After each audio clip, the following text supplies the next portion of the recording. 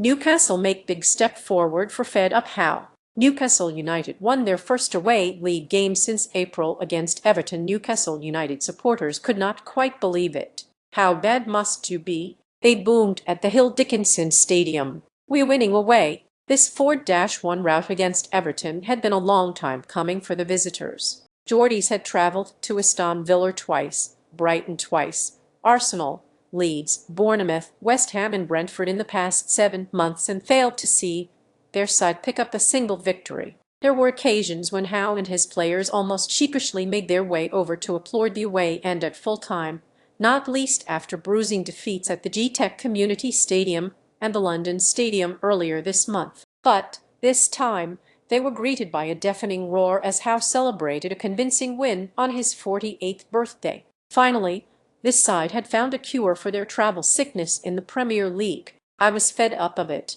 Howe told Match of the Day. "That's why I'm so pleased that the players gave me the opportunity to come here and not talk about it as much." Fire scores twice as Newcastle and wait for away win in Everton rout. How Fire became Newcastle's mentality monster. It was an evening when Howe's big calls paid off following the midweek defeat in Marseille. Aaron Ramsdale, Lewis Miley and Anthony Elanga were handed rare starts, while regulars like Lewis Hall, Joelinton and Nick Woltemade were also recalled. Fabian Schär, Sandro Tonali, Jacob Murphy and Anthony Gordon, who have all been big players for Howe, were among those left on the bench as a result, just a day after the Newcastle head coach insisted he had no favourites. Rather than the 6 changes disrupting the side, as such tweaks ultimately did at West Ham earlier this month, when Newcastle looked strangely lethargic, the visitors